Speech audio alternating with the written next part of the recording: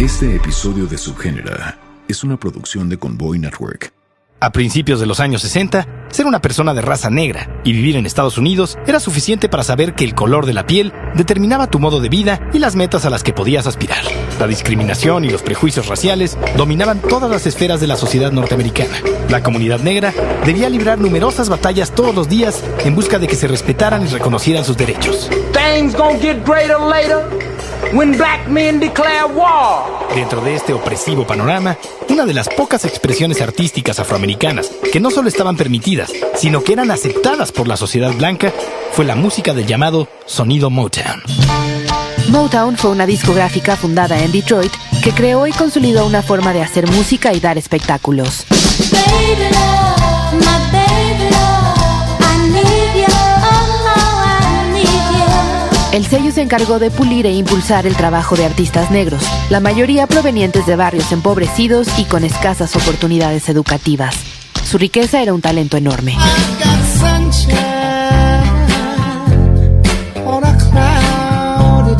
Pese a los lucrativos alcances y éxitos de Motown, hubo artistas que percibían que la propuesta carecía de alma, así que buscaron refugio en ambientes más naturales como el gospel.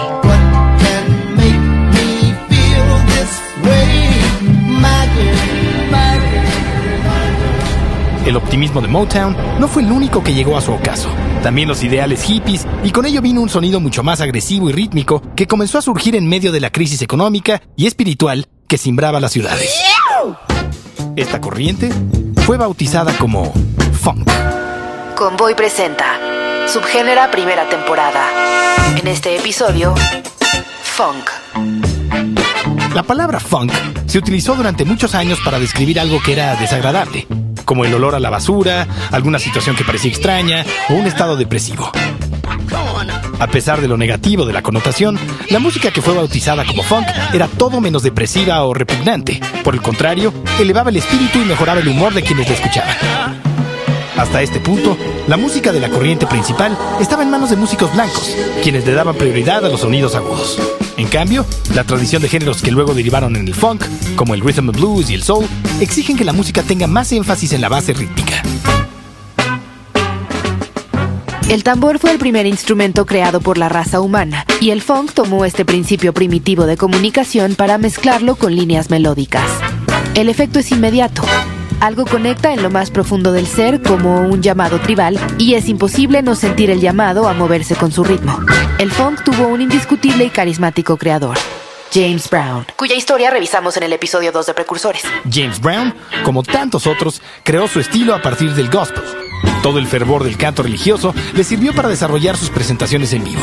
El poder que proyectaba en el escenario era algo inaudito. No era habitual que un cantante negro realizara toda una puesta en escena para el público con el mero fin de entretenerlos.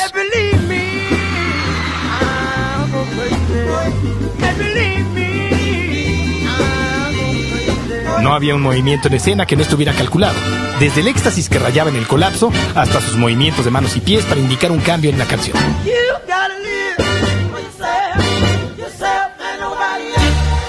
La invención del funk ocurrió en la canción Cold Sweat de 1967, inspirada por el tema So What del jazzista Miles Davis. Fue entonces que James Brown revolucionó el sonido del soul con una aproximación rítmica sin precedentes. Los instrumentos de aliento ya no se limitaban a crear melodías. A partir de aquel momento acentuaban los golpes de la sección rítmica. El resultado era sumamente contagioso. Los instrumentos quedaban intercalados de manera que parecían rebotar unos con otros y era inevitable que hicieran bailar a la gente. La característica síncopa del funk estaba anclada a un beat fijo, el famoso 1 o the one. One, you know, one, you know. And then you would try to fit your different notes, what you felt in between that, like, you know, and that's the funk. James Brown pasó a ser más un director de orquesta que solo un cantante. Dirigía y reaccionaba a lo que sus músicos estaban tocando, prolongando los temas en largas explosiones rítmicas que metían a todos en un trance funky del cual era imposible salir. Con el tiempo, las letras y actitud de James Brown hicieron eco en la comunidad negra, que por entonces estaba en busca de representantes de orgullo y autonomía. Brown se convirtió en un líder en muchos aspectos. Era el ejemplo perfecto para todo joven afroamericano y su opinión era determinante en terrenos políticos y sociales. James Brown tenía credibilidad. Era un hombre de los barrios pobres y sabía cómo hablarle a todos los hermanos de cada rincón de las ciudades. They could be bought out by a lot of people and they won't be bought out because they prefer manhood and they prefer right and decency for everybody. And this is what I prefer. El poder de James Brown lo volvió un tanto duro con sus músicos, quienes terminaron cansados de su riguroso control y le dieron un ultimátum. Las cosas debían cambiar o se iban. James se negó a cumplir sus exigencias. No iba a ser un rehén de su propia banda. Fue así que reemplazó a sus músicos con otros más jóvenes, y uno de ellos fue fundamental para la evolución del funk. Su nombre, Bootsy Collins.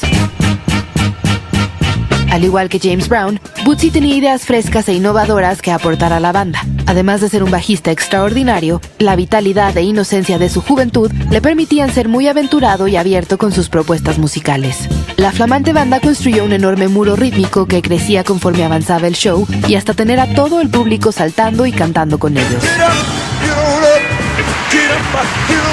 Mientras tanto, del otro lado del país, una nueva figura comenzaba a emerger con su propio estilo de tocar funk. En San Francisco, un joven DJ llamado Sylvester Stewart era muy popular por su programa de radio y su nombre de batalla, Sly Stone. Su trabajo como productor y el contacto con bandas como Jefferson Airplane lo inspiraron a crear su propia fusión de música psicodélica con un poco de rhythm and blues.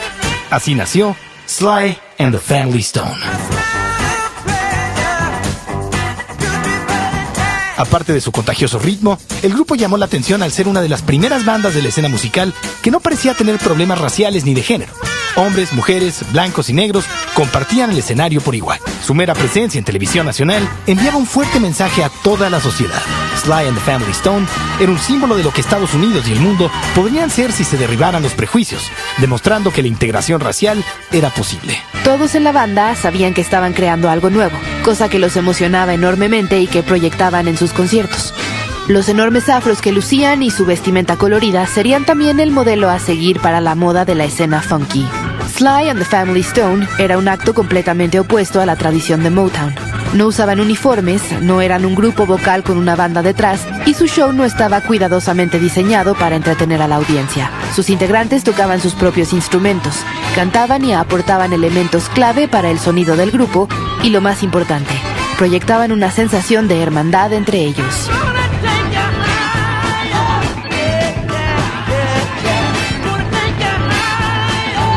Sly, al igual que James Brown, era un perfeccionista musical, solo que tenía una mentalidad más abierta para experimentar con nuevos sonidos y no era tan estricto con la banda. Al igual que en la banda de James Brown, el bajo jugó un papel central con Sly and the Family Stone. Larry Graham introdujo una nueva forma de tocar el bajo, que se convirtió en el sonido característico del funk, el slap. Larry tenía una banda con su mamá. Un buen día, ella le dijo que ya no iban a tener baterista y que se quedaban solos. Para compensar la ausencia de percusión, Graham comenzó a golpear las cuerdas con el pulgar de la mano derecha, como si fuera el bombo de la batería, y a jalarlas para imitar el sonido de la tarola. Desde entonces, este efecto percusivo es parte integral del sonido funk. Larry Graham también fue uno de los primeros en utilizar la distorsión en el bajo, tal como lo hizo en la canción Dance to the Music.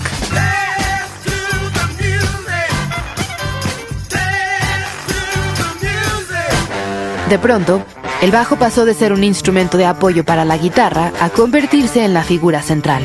Contrario a lo que sucedía con James Brown, Sly and the Family Stone tuvo mucho éxito entre la población blanca y logró colocar varios temas en las listas de popularidad de Rhythm and Blues. Con la incorporación de elementos de rock y pop al funk, Sly derribó todas las barreras musicales y raciales con facilidad. Los temas de James Brown y Sly Stone, aunque musicalmente diferentes, coincidieron en su mensaje a la comunidad negra, insistiendo en que no debían estar avergonzados por su color de piel. Brown y Stone realmente lograron que la comunidad negra advirtiera su valor. Sin importar el camino de vida que hubieran elegido, podían tener el control de su existencia, con solo proponérselo y trabajar duro. En el turbulento 1968, año en el que comenzaron las revueltas estudiantiles y diferentes conflictos alrededor del mundo, Sly Stone se consolidó como una de las figuras destacadas en la lucha por la paz.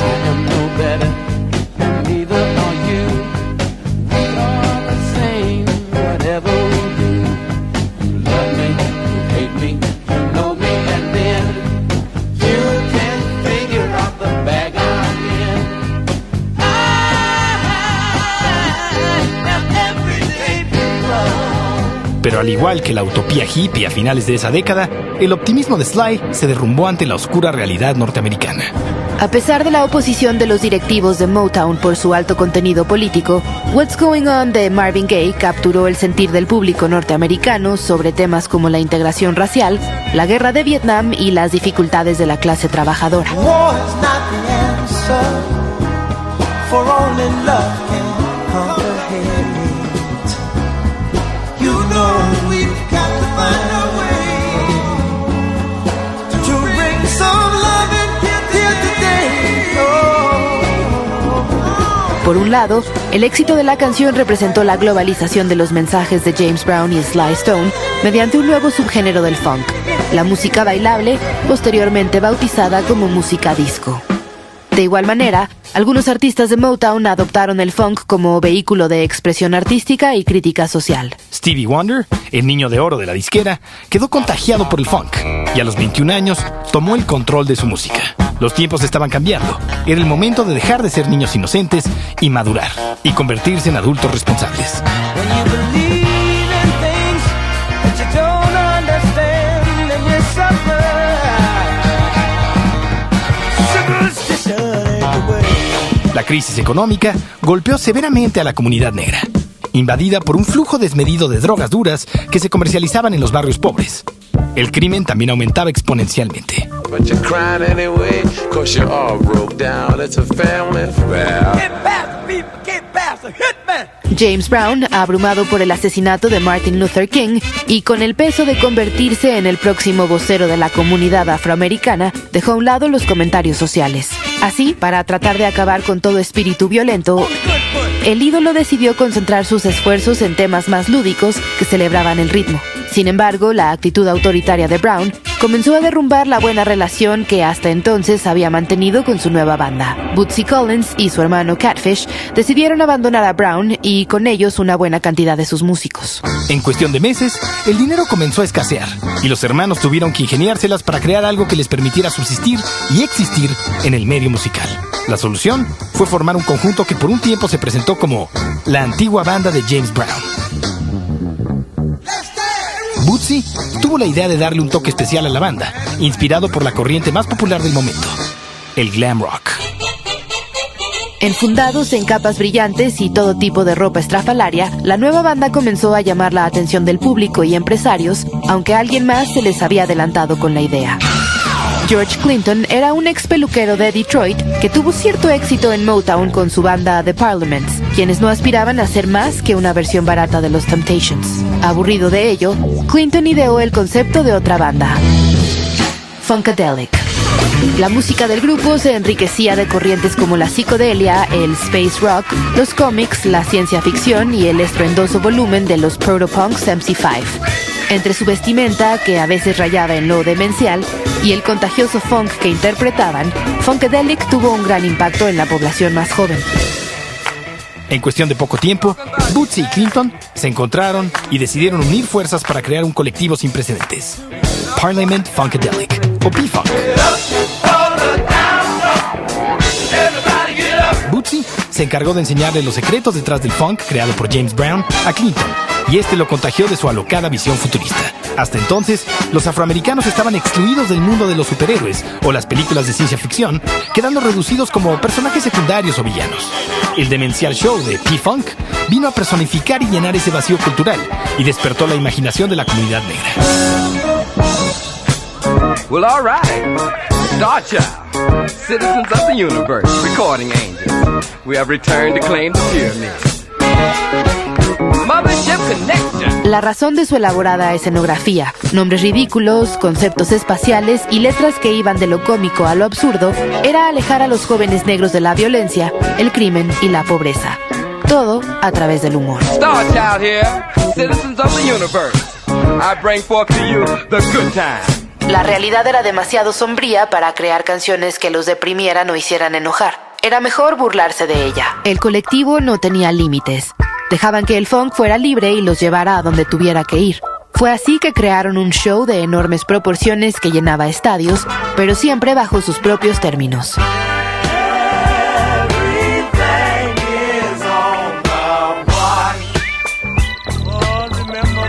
Los alcances del poder negro traspasaron el ambiente musical. En el cine, comenzaron a surgir películas creadas y dirigidas por y para el público negro, como Shaft, Superfly, Coffee y Foxy Brown. El género que hoy en día conocemos como Blaxploitation era una representación ficticia y a veces muy exagerada de la vida cotidiana. Toda la cultura negra del momento quedó plasmada en las películas, y su soundtrack no podía más que ser funky. Who the fuck do you think you're talking to? I'm talking to you, you redneck faggot. Socialmente, la comunidad negra se sentía más confiada y segura que nunca.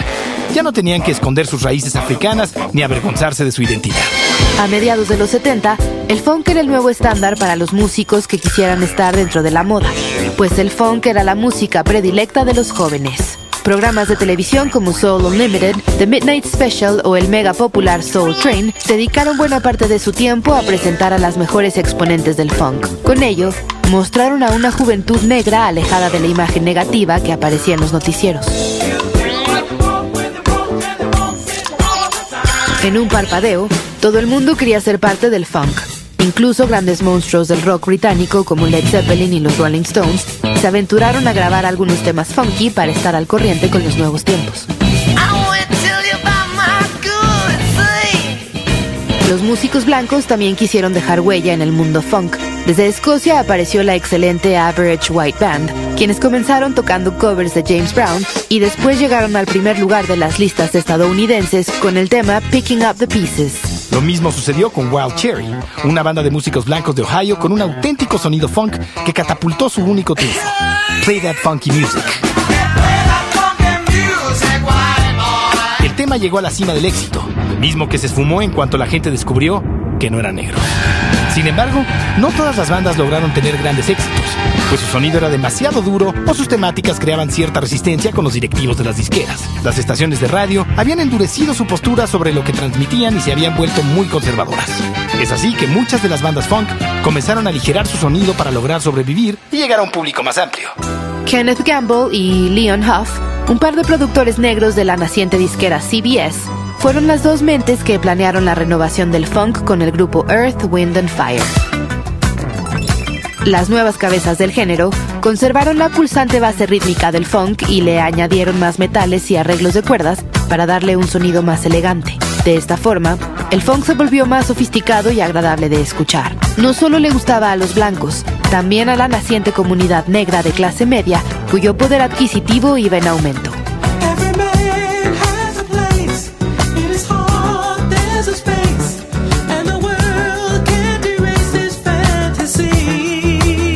Earth, Wind and Fire vendió millones de álbumes y sus conciertos eran aún más espectaculares que los de P-Funk por sus efectos especiales, trucos de magia y coreografías asombrosas. Los artistas de otras corrientes y latitudes intentaron montarse a la nueva oleada de este funk sofisticado. Para muestra, David Bowie en el álbum Young Americans o la canción Fame, escrita por John Lennon en colaboración con David Bowie.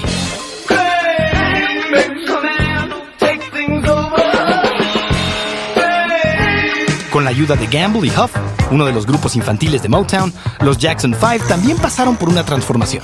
Ya adolescentes, se rebautizaron como The Jacksons y encontraron la imagen y el sonido que buscaban en Filadelfia. Fue durante este periodo que el menor de los hermanos, Michael Jackson, aprendió todo lo necesario de Gamble y Huff para crear sus propias canciones, lo cual explotó con un gran éxito en la siguiente década.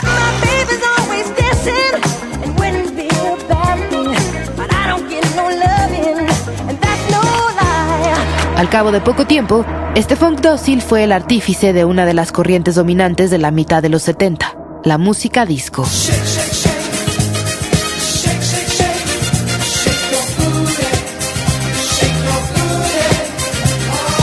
En sus inicios, las disqueras grandes ignoraron la música disco al considerarla un fenómeno pasajero de minorías que pronto desaparecería. Aunque conservó ciertos elementos del funk, dejaron fuera un aspecto fundamental, el famoso uno.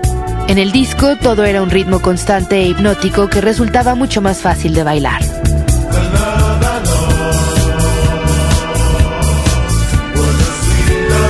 De igual manera, el instrumento elemental, la batería, había sido reemplazado por la precisión mecánica de las novedosas cajas de ritmos y sintetizadores. Durante este periodo, los iniciadores del funk tuvieron muchas dificultades para sobrevivir a la oleada disco. James Brown intentó adaptar su sonido a la nueva corriente, pero fracasó. Sly Stone desintegró a su banda y desapareció del mundo musical debido a sus problemas de adicciones. Por su parte, George Clinton veía cómo el imperio de P-Funk se desmoronaba por las enormes deudas y pleitos con su compañía disquera. Entre tanto, la música disco generaba grandes ganancias para las compañías independientes, pero las transnacionales estaban a punto de robarles a toda la clientela. En 1977, una película llevaría a los ojos y oídos de todo el mundo el sonido de la música disco. Su título, Saturday Night Fever. La cinta, protagonizada por John Travolta, retrataba el mundo de las discotecas neoyorquinas y expuso su magia intoxicante a millones de personas. La banda sonora que compusieron los Bee Gees y la historia de un héroe citadino y su conflicto amoroso fueron la clave de su éxito masivo. Acto seguido, todo el mundo quería grabar un álbum de música disco. Desde Cher y Dolly Parton hasta los Rolling Stones y Ringo Starr. Todos querían tomar parte en las pistas de baile. La visión futurista de George Clinton, esa que finalmente otorgaba a la raza negra un lugar, no solo en las ciudades sino en el universo, necesitaba de un nuevo elemento para consolidarla. El sintetizador. Aunque pocas bandas de funk sobrevivieron al final de los 70, la llegada de los 80 fue la chispa que inspiró a Clinton para mantener vivo su legado. A principios de los 80, la música negra dejó los ambientes elitistas de las discotecas y regresó a las calles con las rimas y sampleos del hip hop y una nueva forma de bailar, el breakdance. Como resultado de todo el camino recorrido, James Brown y P-Funk se convirtieron en los dos artistas más ampliados de la historia de la música. En la misma década, un artista proveniente de Minnesota revivió las enseñanzas de Brown, Stone y Clinton y regresó al funk a los escenarios. Se llamaba Prince.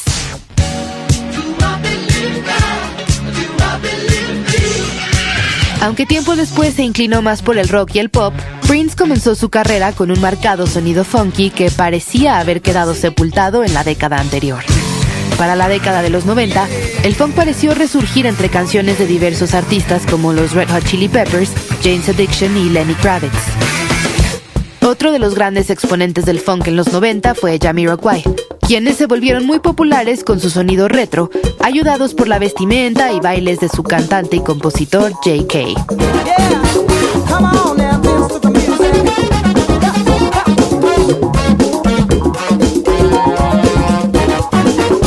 En la misma década, la nueva generación que había crecido escuchando jazz y funk ahora lo mezclaba con el hip hop para crear una nueva corriente, el acid jazz, con exponentes como Incógnito, los Brand New Heavies y US3. Latinoamérica tampoco se salvó del revival del funk. Bandas como Los Tetas, Ilia Kuriakian de Valderramas o Los Amigos Invisibles desataron una fiebre de funk por los países de habla hispana. La historia del funk se sigue escribiendo en el siglo XXI. A pesar de no tener la popularidad de los 70, artistas como Pharrell Williams, Daft Punk y Mark Ronson se han encargado de mantener viva una de las más grandes celebraciones del espíritu humano, el funk. Música que unifica a las razas bajo el poder de su ritmo, lo cual nos convierte a todos en hermanos de alma negra. Subgénera presentó Funk. El guión de este episodio estuvo a cargo de Iván Nieblas. La producción es de Javier Umpierres con las voces de Ileana Rodríguez y Olayo Rubio. El soundtrack de este y todos los episodios de Subgénera está disponible en Mixtape de Convoy. Hasta la próxima. Convoy. Si quieres escuchar más episodios de este programa, suscríbete a Convoy en convoynetwork.com.